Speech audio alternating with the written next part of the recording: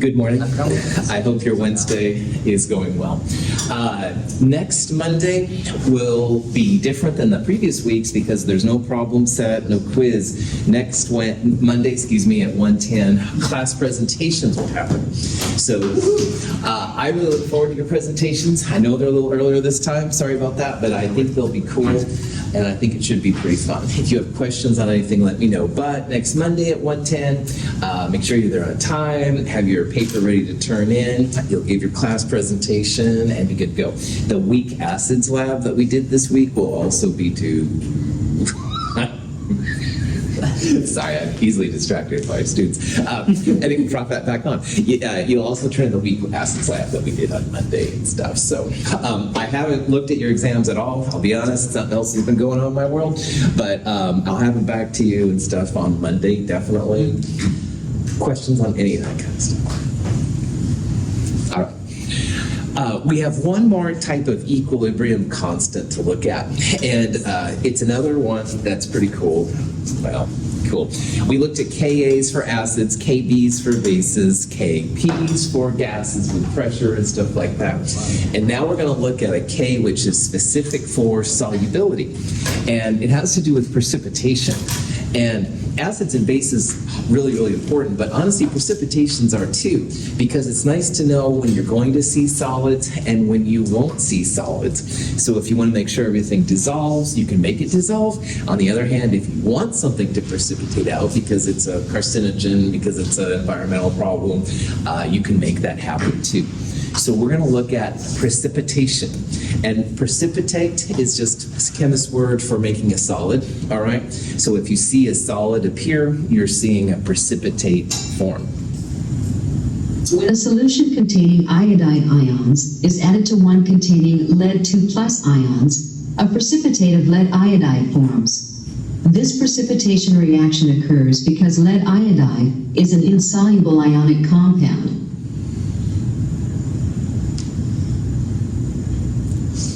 Hydrated ions release water molecules and form the ionically bonded solid. So when you take two solutions, you put them together, and a solid appears. That's a source of energy in chemistry, all right? And making a precipitate is important. And in Chem 221, if you were with me then, or if you took it somewhere else, we did a net ionics reaction lab where we added different chemicals together and predicted what their precipitates will form. We will revisit that, but in a lot greater detail now because we know all about equilibrium and stuff like that. This video is kind of cool. It shows initially how the lead ions, the green ions, are surrounded by water. If you remember from Chem 222, the ions of the ion and the dipole of water combine to make the ion dipole force. And that's usually a pretty strong force. It's hard to dislodge those waters from the iodides as it is here, or the leads as they were there. But in some cases, like in the formation of PbI2, there's definitely a drive for making that happen. So the water is emitted, the ionic network is formed, the ion-ion bonds are formed, and it's pretty cool. Water, if you remember, is like a V shape because of the tetrahedral/bent side. And the middle of the V is where the hydrogens are, and that's a little bit more positive. On the other hand, the midpoint of the V on the oxygen side, that's a little bit more negative. So water's good about dissolving both positive and negative ions. And again, making a solid like this is kind of cool because you get to see things, and some of them have cool colors and blah, blah, blah. Now, in Chem 221, if you had it with me, this was a form that we use, and we will use that again here in Chem 223. And this is just a quick and dirty guide, if you will, to seeing when things are soluble and insoluble. Now, when a compound is insoluble, that means you put those ions together and you'll see a solid, a precipitate. So every time you see something that's insoluble, that means it's going to make a solid, all right, a precipitate. On the other hand, soluble means that you don't see any solid form. And in Chem 221, this was a chart we used. Everything in the upper left and the lower right was aqueous, and everything in the kind of upper right and lower left was insoluble. You'll see a solid. So in Chem 221, this was an example. I said, well, is barium nitrate, if you place it in water, which is what AQ means, will it be soluble or insoluble? Will it make a solid, or will you not see anything? And some ions, regardless of what they're with, always soluble, always AQ, all right? So Brendan's in medical school, and he's making some kind of blah, blah, blah perchlorate, and I have no idea what the first part was, because I don't know all compounds, I'll be totally honest, and I have a PhD, so anyway, if he's making something that's really cool, I may not know anything about what the first part is, but if I hear perchlorate, oh yeah, that's gonna be AQ. So barium nitrate, we may not know that much about barium chemistry, but notice that nitrate, there are no exceptions on the right side. So anything with nitrate, anything with perchlorate, anything with sodium, potassium, ammonium, AQ all the time. Now, one that's going to be super important to you this quarter is this column right here. I pushed it in Chem 221 subtly. I'm going to be quite overt here, as you'll see in a while when we get to the QA1 lab. Salts, ionic compounds with chloride, bromide, and iodide are usually soluble unless, exceptions, unless they're with silver, this weird mercury 2,2 plus ion, or the lead 2 plus ion. So as an example of this, barium chloride, barium has a chloride right there. Chlorides are usually soluble. Barium is not one of these exceptions, so we would say AQ, it's soluble, all right? Now, earlier in the video, we saw lead to iodide. Iodide is usually soluble too, but lead was an exception. So that kind of cool yellow solid that popped out, that's because lead is an exception. You're seeing a solute, it's insoluble. So silver, mercury, and lead are exceptions to chloride, bromide, and iodide solubility. And when we get to the QA1 lab, which I think you'll find is a fun lab, anyway, those are the ones that will be insoluble.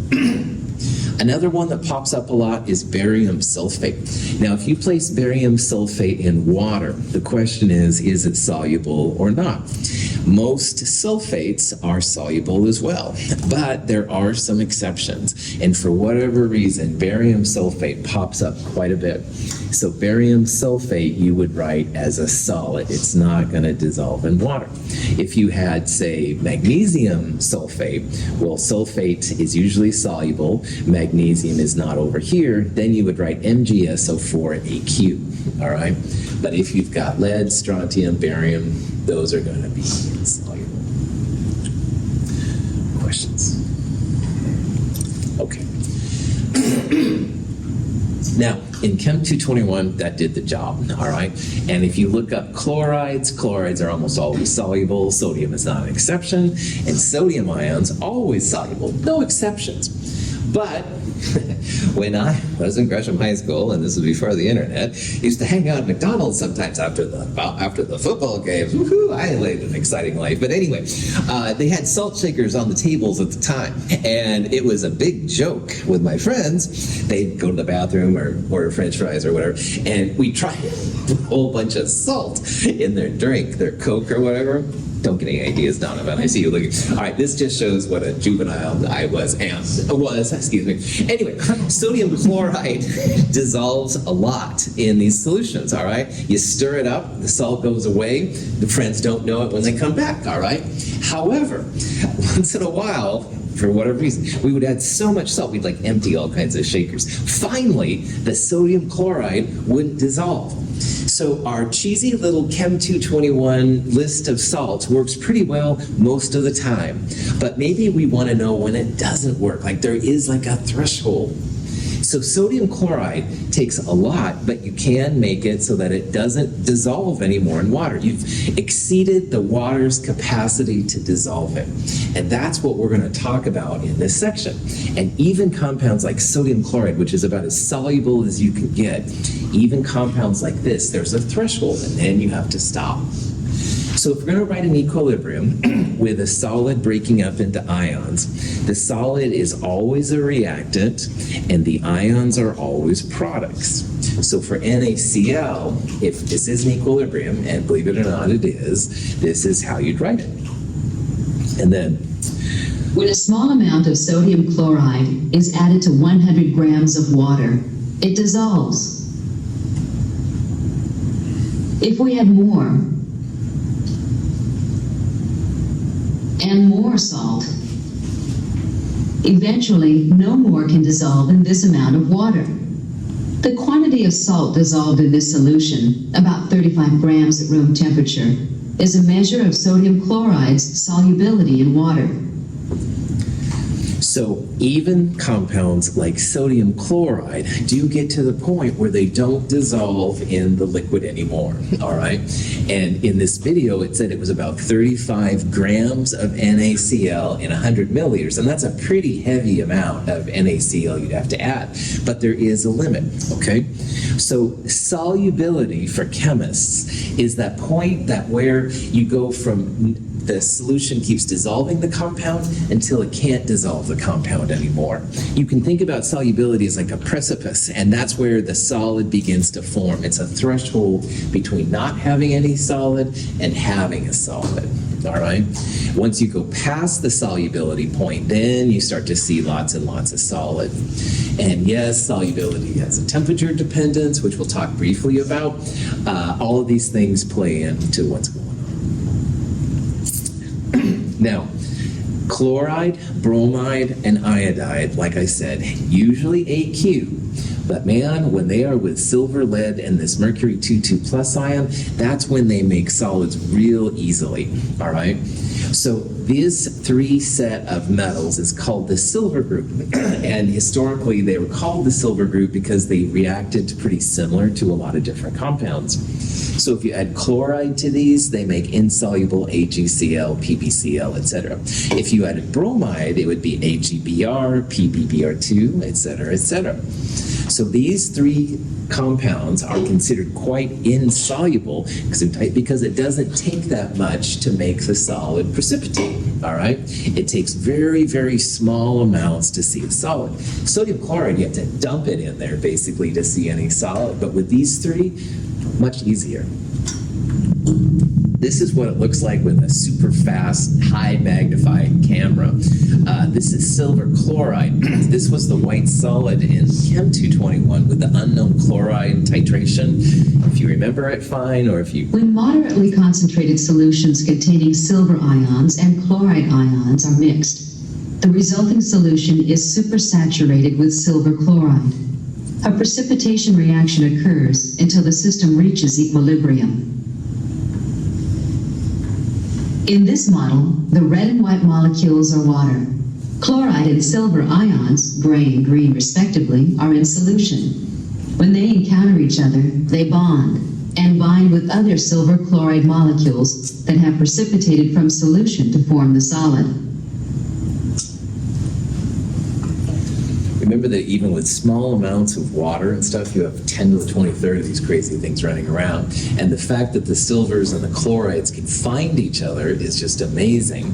Once they do, there's almost like an attraction, if you will, for one AgCl to the other. And as we talked about in Chem 221, like it goes silver, chloride, silver, 3 dimensions. So pretty strong. Now, even though you see solid, though, not all of the silver and chloride have combined to make the solid silver chloride. And these are all defined by equilibrium. And remember, equilibrium means nothing is ever zero. So even when you have lots and lots and lots of solid, like here's AgCl, you're still going to have the individual ions running around. So one of the goals of chemists is to find when you have an unsaturated solution, i.e. when you don't see a solid, to when you do see saturation occur, when you see a solid begin to precipitate out. And one of the goals in here, this section will be to find out how much silver and chloride can we have in solution without making a solid. Or if we have this much silver and chloride, will we make a solid? A saturated solution is just a solution that you've gone over the precipice, where you no longer have the water's ability to dissolve the ions. They start to find each other, all right? And for some compounds like silver chloride, it doesn't take very much for them to get saturated. Sodium chloride has a very, very high saturation point. It takes a lot of sodium chloride before they begin to precipitate out. So we'll be talking a lot about this group of ions. I mentioned the QA1 lab. That's qualitative analysis of group 1 ions. It sounds like a weird title, but it's actually kind of a fun lab. I think it's the 8th week. Memorial Day starts to mess with us. I think it's, anyway, you'll look at this. It'll be fun when we get there. Don't throw tomatoes at me, you know all those statements. Okay, questions on any of this? Yes, Francis. For all of them, for like the 3 salts, the solid, These- I think that's diluting them is always 1, right? That's right. For our class, all right. Now, Francisco, one day if you take like organic chemistry or you study biomolecules or something, you can do these kind of rules for other solvents, all right? It's just that, life and everything around us is basically water-based, so that's why we're focusing on it. So yeah, you'd have different types of solubility with different solvents, and there would be rules, there's rules for that kind of stuff too, but it's not usually too hard to extend what we're talking about to these other solvents if you ever need to. Good question. But yeah, Chem 223 is basically water-based chemistry all the way, so good question.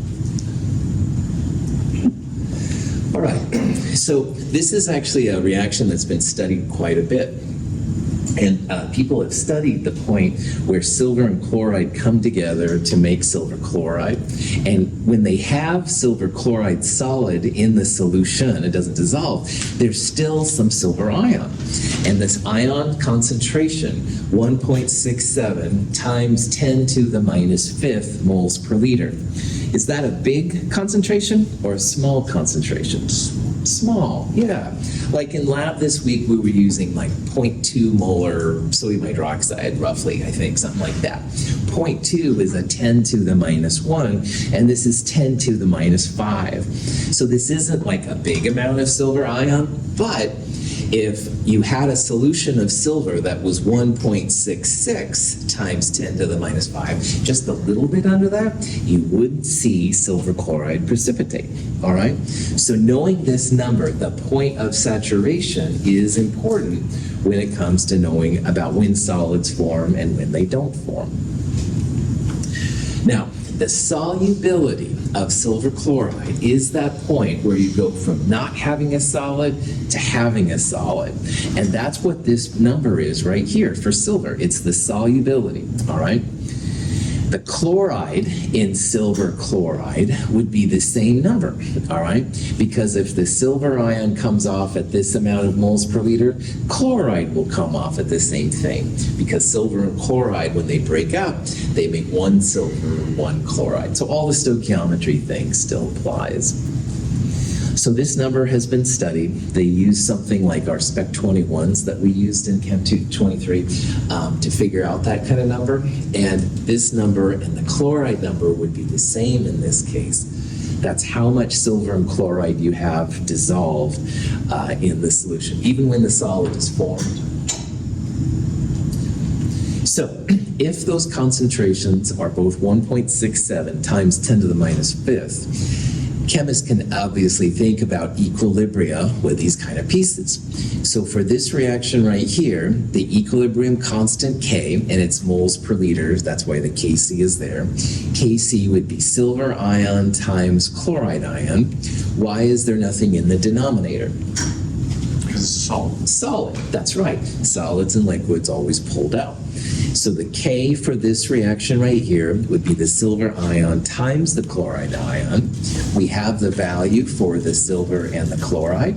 Multiply those two together. 2.79 times 10 to the minus 10th is the value of the equilibrium constant for silver chloride dissociating. Is this a product favored K or a reactant favored K? Reactant, big time. So reactant favored Ks mean you're going to have more reactant, which is the solid, and not a lot of product, which is the ions. All right? So in this chapter, when we talk about equilibrium, the solid is always the reactant, and the ions are always going to be the products. And the K values we talk about will be like the product of those solubilities, the product of how much of the ions are there. Question? Okay. Now, this number came from the product of solubilities, all right? This was the solubility, how much silver was there. This is the product of how much chloride was there. So for whatever reason, these types of Ks have their own special letter system, which is KSP, solubility product constant, all right? And KSP is what chemists use to talk about how soluble things are, how much you can get to dissolve in water before you see a solid, lots and lots of kind of stuff. And tables of KSP are found for a lot of different compounds, which is kind of cool. So KSP is just what we'll use. And again, I want to point out, KSPs always have the solid as a reactant, and the ions are products, all right? So you won't have anything in the denominator. And these K values sometimes are really, really small, all right? We're going to see there's some like 10 to the minus 70th numbers. It's just insane, man. But anyway, no numbers you have to memorize or know. I give them to you, stuff like that. In problem set 4, there's a table of KSPs. Please use those values, all right? If you look in Google, you'll find a whole bunch of different KSPs. KSPs are a little bit more of the Wild West, I would say. The values are a little bit more plus or minus, shall I say politely. So try to use my values of KSP just so we're all on the same page. Any questions? Okay, this is just part of this table, stuff like that. These are the KSPs for these compounds right here. So here's the silver chloride, all right? And again, silver chloride AgCl. For this KSP, this would be the solid on the reactant side, and the products would be silver plus times chloride. This is one that we'll use not next week, but the week after in lab. This is calcium hydroxide. And calcium hydroxide is pretty insoluble as well. If you wanted to write a KSP expression, the solid would be the reactant, and the ions that go into it would be the products. So in this case, you'd have calcium ions and 2 hydroxide ions as products. That would be the KSP reaction.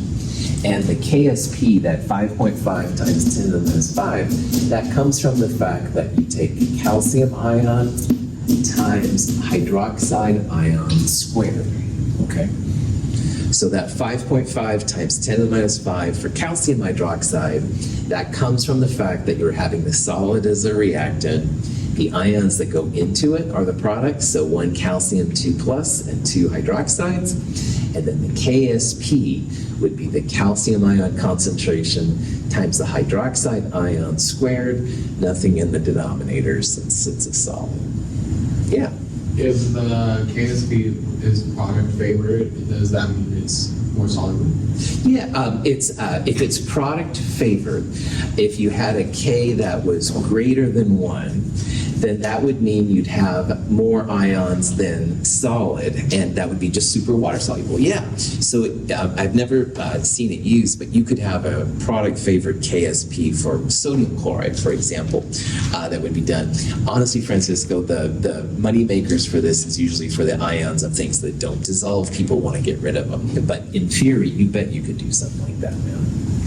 Having a product favored KSP is similar to having a Ka or a Kp for a strong acid or strong base. There's not as many like uses for it, but there's nothing that says you couldn't do it, man. Good question.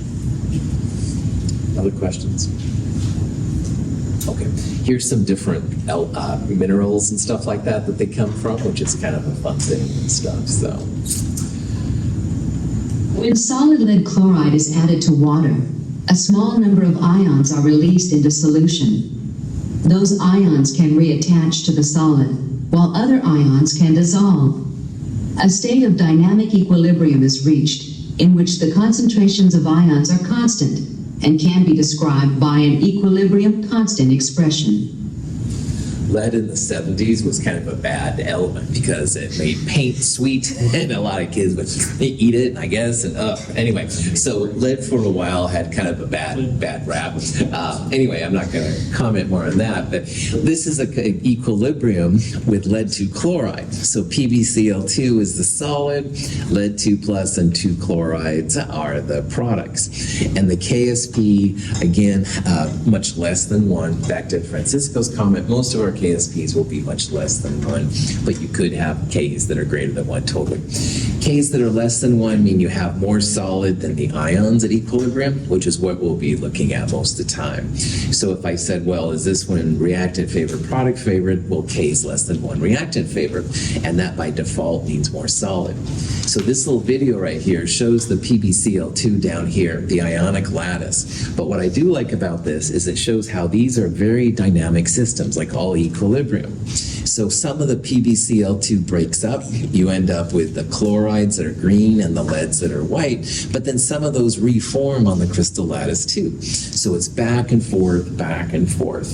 So K represents like a steady state, if you will, of when the ions are kind of happening back and forth. Okay, so here's a question that you might see, and it says, which of the following represents the KSP expression for barium fluoride dissolving in water? All right, and almost everything in this class is going to be water-based, absolutely. But if you have a KSP expression, do you want the solid as a reactant, or do you want a solid as the product? Reactant, that's right. So you want have BAF2, A, B, C, or D as the reactant. Those would all be legit. This one would not be legit. It's got BAF2 solid as a product. So once we do that, then we have to figure out what the ions are. Quick review. In Chem 221, there were the 7 diatomics. Have no fear of ice clear brew is what I told people. You might have your own saying or just have it written down somewhere, which is fine. But those only apply to neutral versions. So fluoride is fluorine with extra electrons. So you won't have any F2 2 minus floating around, all right? But you could absolutely have 2F minus and barium 2 plus floating around. So if you look at all these long enough, you want, by the way, barium is positive 2, fluoride's negative 1, so you want formula C. Anyway, the answer is going to be C. Barium is a group 2A metal, which means it's positive 2. Fluoride, group 7A, 7 minus 8 minus 1. You're going to need 2 F minuses for every barium 2 plus. This would show the solid dissolving in water, which is cool, but it doesn't stay this way. The ions will dissociate into their 2 ions when they sit around. Any questions? Cool. All right. So here's a kind of a question you might see too. This question is about PbI2, which by the way makes a really cool yellow color, but anyway, that's neither here nor there. Anyway, PbI2 breaks into Pb2 plus and 2I minus. And if you were the first scientist to look at this, you might want to know what the KSP value is for this reaction. Excuse me. Now, solubility describes how many moles of the reactant will dissolve per liter. All right, that's really what it comes down to. So at this temperature, 0.00130 moles of PbI2 will break down into the ions. And solubility, as we're going to see, is pretty important. KSP, though, is going to be lead 2 plus times iodide squared for this reaction. So what we need to do then is figure out the lead concentration and the iodide concentration to figure out the KSP. So I want to point this out. Solubility is the moles per liter of the solid that dissociates, okay? So if we have PbI2, and it's breaking up into lead 2 plus to ionize this, then what this number means is that we have 0.00130 moles PbI2 in 1 liter dissolving. That's what solubility is, all right? It literally reflects how much of the solid is going to break down. Now, what chemists can do then to extend it to KSP is use stoichiometry, all right? As an example, 1 mole PbI2 breaks up, you're going to end up with 1 mole of lead 2 plus. So if we have 0.00130 moles of that thing breaking up, we're going to have 0.00130 moles of Pb2 plus per liter that are dissolving, all right? And that's kind of cool. What will be the number for iodide, knowing that there's a 2 right there? 0.00130 times 2. Well done. That's right. It'll be this number times 2. Remember in Chem 221 we said, well, if 1 mole of this breaks down and it makes 1 mole of lead and twice as many iodide, well, the same thing still applies here in Chem 223. If we have 0.00130 moles of PbI2 breaking down, that means we'll have twice this number, or 0.00260 moles of iodide per liter that have dissolved. So we can use stoichiometry then to figure out how much of these 2 ions are there. But realize that because of that 2 right there, you will end up with twice as much I as you have lead. Is that cool? Cool. So the solubility, the moles of solid that break down, in this case is going to equal the moles per liter of the lead 2 plus that are present. 1 to 1. All right? Pretty simple. The iodide, though, because of that 2, will be twice that number. There's 2 iodides for every lead 2 plus. So if lead 2 plus is this number, like Donovan said, we'll multiply it by 2 to figure out how many moles of the iodide are there. Cool. So we're using stoichiometry to find out how much of the ions there are. Since we know the solubility, we can do that. Okay, now we've got the lead, now we've got the iodide. Now it's time to plug it into the KSP expression. KSP, lead times iodide squared, would be this number times this number squared.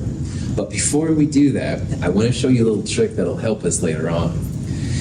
Iodide was twice the lead, all right? So if you have 2 times the lead and that whole thing is squared, it's like 2 squared is 4. Lead squared times lead is lead to the 3rd. I'll explain why this is important to us coming up here. But because of that 2 to 1 nature, 2x squared becomes 4x squared, if you will, and there's already an x right there. It's like KSP equals 4x to the cubed. I'm sure that was helpful, and I'll show you why it is helpful here in a little bit. All right, so if you want to use that way, first of all, you could go 0.00130 times parentheses 0.00260 squared. There's nothing wrong with that. However, because this is something we'll do, you can also think about KSP in terms of the solubility, because solubility and the lead are 1 to 1. So you can also take the solubility number, cube it, and multiply it by 4 to get the KSP. And that's totally cool. So in this case, there's 2 ways you can find KSP. Lead times iodide squared absolutely works. 0.00130 times parentheses 0.00260 squared will give you this number. On the other hand, if you don't know solubility and you know KSP, if you think of solubility as X, you can find solubility from KSP. And why this is important is because there's lots of these KSP values around. But KSP is not solubility. Solubility tells you how many moles per liter break up. So if you have the KSP and you know the ratio of the ions, you can quickly find solubility X using this kind of relationship. So if you're the first person ever studying lead-2 iodide, you'd probably go lead times iodide squared to get this number. But now that this number is known, maybe you want to find the solubility. How many moles per liter dissolve? So if you have KSP, you can solve for X in order to find out what that value is. So number one piece about this is that KSP and solubility are not the same. KSP is the product of solubilities. Solubility is different. If you want to know how many moles will break down per liter in a solution, you need solubility. But you may only have a KSP value. So this is one way to show you how to find solubility, which I'm just declaring is X here, based on the KSP. And if you have 2 ions to 1 cation, like here, this is what you want to use. Questions? So again, KSP values, tons of them, all over the internet. Solubility, though, is a little trickier. Solubility is very temperature dependent, and so you might have all different kind of values. So if I was trying to find solubility and I didn't want to do it myself in the lab, I would start with KSP and solve for X. Now, depending on the ratio of the cation to anion, you might have KSP equals X squared, and then X would be the square root of KSP. But you also might have something like the PbI2 we just looked at, where there's 1 lead and 2 iodides, 1 cation and 2 anions. And then, as we just went through, KSP equals 4x cubed, and X equals the cubed root, which is that square root symbol with the 3 on it, KSP over 4. PbI2 has 1 lead 2 plus and 2 I minuses. Magnesium hydroxide has a magnesium 2 plus and 2 hydroxides. So all of those are going to be 2 to 1. You can have 2 to 1 cations to anions too, like Na2O, NH4SO3. If you get to 3 to 1 or 3 to 2, the things are totally doable. They're just a little bit funkier. We'll see the first 3, and the other ones you could look up if you needed them, shall we say politely. So. Why'd you multiply by 4? Say again? Why'd you multiply by 4 in the, for example, in 1 cation? Yeah. So twice the iodide equaled the lead concentration. So lead times iodide, 2 leads squared. 2 squared was where the 4 came from.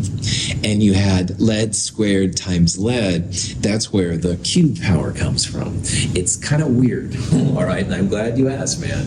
But yeah, all of these things can be like figured out that way. Good. So yeah, so this crazy 4 thing, it was like something 2 times something. 2 squared is 4. All right, that's where that all came from. 3 to the cube power is 27. That's where that comes from. And down here, you've got 3 cubed 27 times 4. That's where the 108 comes from. Again, we're not going to use these bottom ones, but we might see these first 3 once in a while.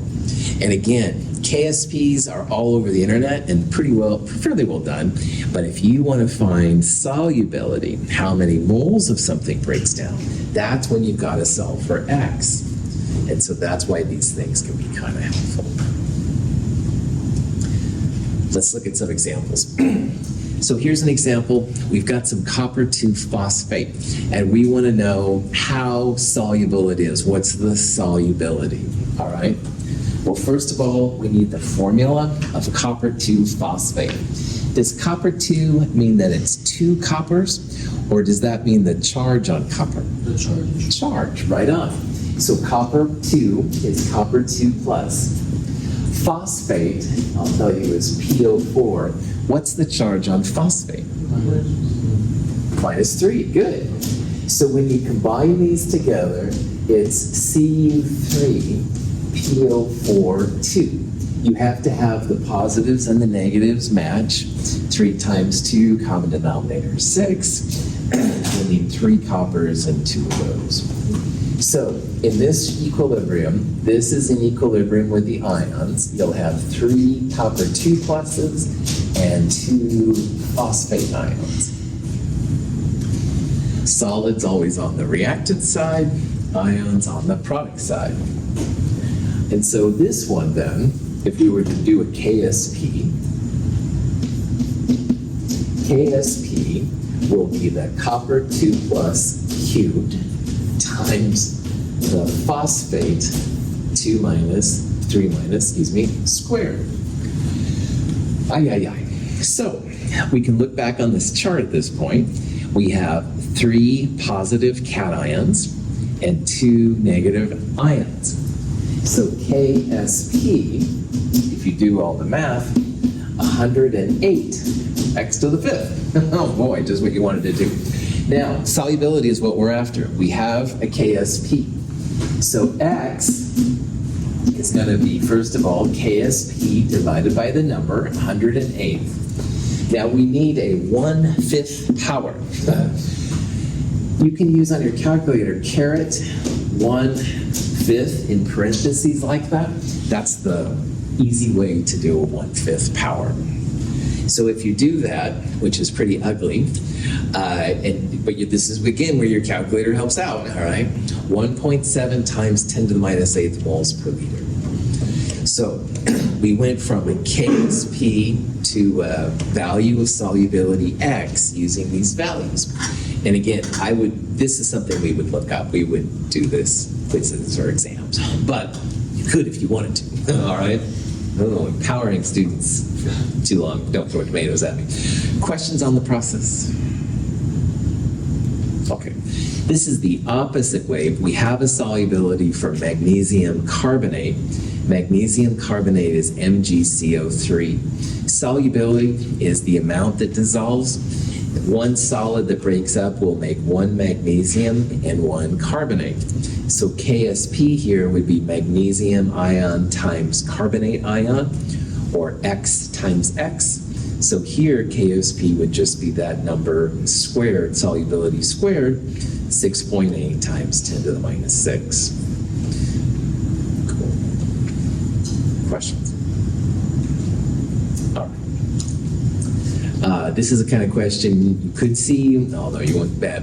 The solubility of barium sulfate, 1.05 times 10 to the minus 5. What's the KSP value? So in this question, KSP would be the barium times the sulfate. You do need to know what the formulas are for these. Barium sulfate is BaSO4. If we're going to write the equilibrium expression, the solid will be the reactant, and the ions that go into it will be the products. But what's important for us here is that this is a 1-to-1 relationship. The barium times the sulfate, no extra pieces, equals the KSP. This is the solubility value X. X makes X moles of barium 2 plus and X moles of sulfate. So punchline, put this in here and here, or take that number and square it. 1.10 times 10 to the minus 10.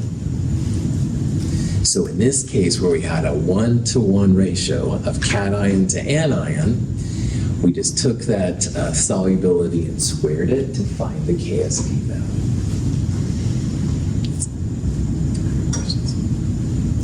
So this number again says that in water, at these conditions, 1.05 times 10 to the minus 5 moles of barium sulfate will dissolve per liter.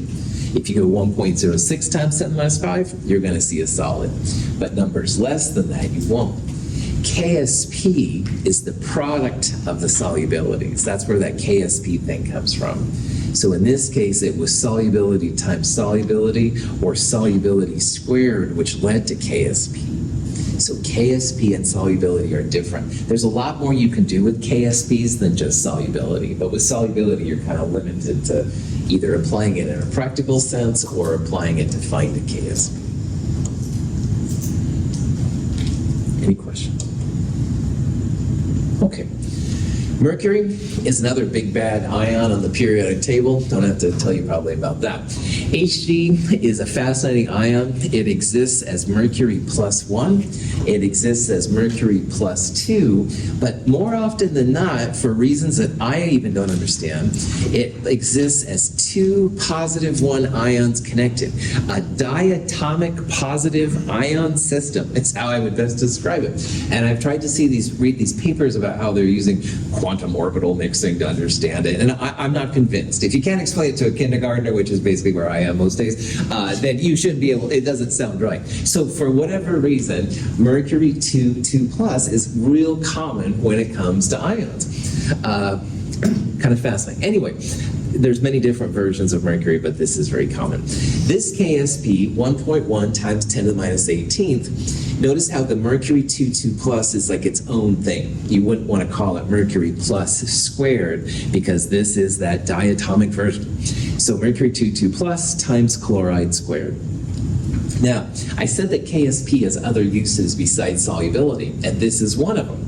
You don't really want to have mercury just sitting around for fun, all right? It can get into waterways and cause lots of damage and stuff. So we'll say that Luke was looking in his grandfather's garage, and oh my gosh, here's 0.01 molar mercury 2+. And why his grandfather had it, I would have no idea, but let's pretend that it did. And he says, oh, Russell, we got to get rid of this. No problem. Well, chlorides react with mercury 2+ to make an insoluble salt.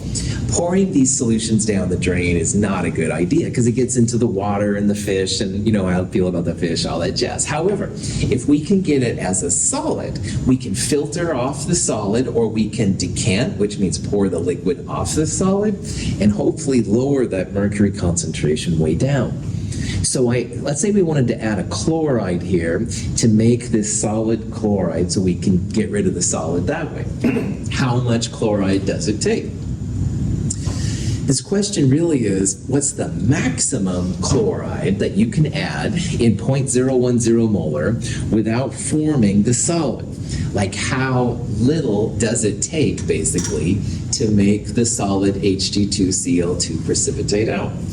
And that's something that you can absolutely figure out with the KSP, all right? So we know here our mercury concentration is this number. We have the KSP. What we're going to do here is just solve for the chloride. And we're going to see that minimum amount of chloride needed to make the white solid precipitate out. The math is not hard. KSP is this 1.1 times 10 to the minus 18th. That equals mercury times chloride squared. The mercury is 0.010, so chloride would be the square root of KSP over mercury. And that number comes out to be 1.0 times 10 to the minus 8th moles per liter. And this is cool to know, all right? Because if Luke and I are trying to get rid of this mercury, we just need to add 1.0 times 10 to the minus 8th moles per liter chloride to make a white solid happen. Is this a large number or a small number? Small. Please say small. It's freaking small. You can put in your own F word if you want to, not my J-rated class, but yeah, it's really, really small, all right? We were dealing with 0.2 molar, stuff on the lab this week. This is really, really small.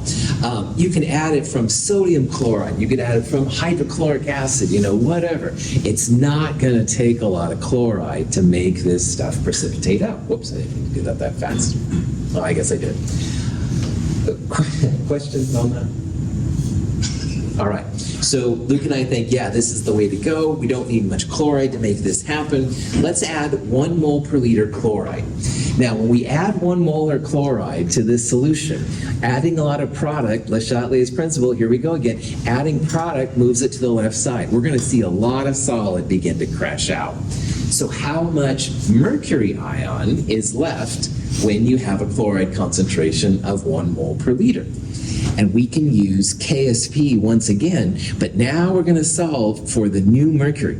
Now it was 10 to the minus 2 moles per liter. Now our chloride is 1 molar, and we want to know how much mercury is left. So again, KSP equals mercury times chloride squared, but we're going to solve for the new mercury this time. and KSP divided by chloride, which in this example is 1 mole per liter squared, which is not hard to do, mercury comes out to be 1.1 times 10 to the minus 18th. So Luke and I were looking at this going, whoa, right on, all right? Because our mercury went from 10 to the minus 2 initially down to 10 to the minus 18, all right? And that's a huge, many orders of magnitude drop. So probably the solution that was left with 10 to the minus 18th moles per liter mercury, we could safely dump down the drain. But you now as chemists need to think about that mercury is not zero, all right? Is 10 to the minus 18th moles per liter mercury okay to drink? Probably, but do you want to take the first swig? And you can decide. I don't know. And this is where government gets mopped in and stuff like that. So this is separation science. You make the order go a lot less than it was. When is it safe is something that you need to all think about, talk about, research, blah, blah, blah. Okay, we'll do this more on Friday. Have a great day. Thanks for being here.